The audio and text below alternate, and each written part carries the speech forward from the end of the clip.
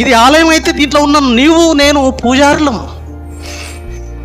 గుడిలో ఒక వ్యక్తి ఉన్నాడంటే గుడిలో ఒక పూజారి పనులు ఏంటండి? ధూప దీప నైవేద్యాలను సమర్పించడం కోసం. దాంట్లో గుడిలో ఒక పూజారిగా నీవు ఉన్నావు ఆత్మగా.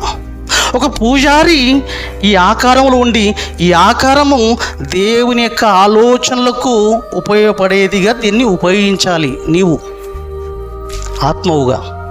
మరి ఎంతమంది దీన్ని తీసుకుపోతుండండి? ఎంతమంది ఆయన పనుల కోసం ఆయన ఆలయంగా తీర్చిదిద్ది, ఆయన ఆలయం అంటే ఏంటో తెలుసు, ఆయన ఆలోచనలకు ఈ ఆకారం నిలయంగా మారాలి. ఆయన ఆలోచనలకు నిలయం ఇది. ఈ దేహం అనేది దేనికోసం నిలయం కాదు, ఏదో ఆలోచనల కోసం నిలయం కాదు ఇది, ఏదో ఉద్దేశాల కోసం నిలయం కాదు ఇది, ఏదో లోకపరమైన ఆలోచనలకు నిలయం కాదు. ఈ బుర్ర, ఈ చేతులు దేనికోసం కాదు, ఈ కాళ్ళు దేనికోసం పరిగెత్తడం కోసం కాదు, ఈ చేతులు దేనికోసమో కాదు, ఈ కళ్ళు దేనినో చూడడం కోసం కాదు, ఈ నోరు దేనికోసమో మాట్లాడడం కోసం కాదు, ఈ చెవులు వేటినో వినడం కోసం కాదు. నా ఆలోచనలకు ఈ అవయవాలు నిలయాలు. ఎక్కడిదండి?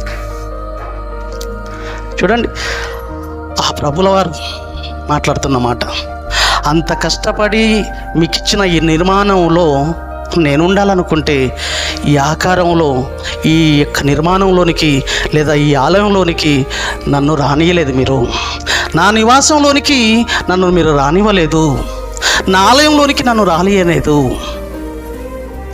యేసుక్రీస్తు ప్రభుల వారు డోర్ తట్టుతున్నాడండి. తన ఆలయంలోనికి రావడానికి డోరు తట్టుతుంటే మరి డోరు తట్టే విధంగా ఆయన బయట ఉండిపోయాడంటే, ఇప్పుడు డోరు తడుతున్నాడంటే ఇప్పుడు ప్రభుల వారు ఎక్కడున్నాడంటే బయట ఉండిపోయాడు. ఆయన బయట ఉండిపోయాడంటే ఈ ఆకారంలో మరి యొక్క నిలయంలో ఈ ఆలయంలో ఏదో దానితో నింపేశామని అర్థం, వేటితో నింపేశామని అర్థం. మనం ఆయనకు చోటు లేనంతగా చేసేసాము మనం. ఆయన బయట ఉండి తట్టుతున్నాడంటే ఖాళీ లేదన్నంతగా తలుపులు క్లోజ్ చేసేసామంటే ఇక నీకు అవకాశం లేదు, నీకు చోటు లేదు, ఇక నీకు బయటే.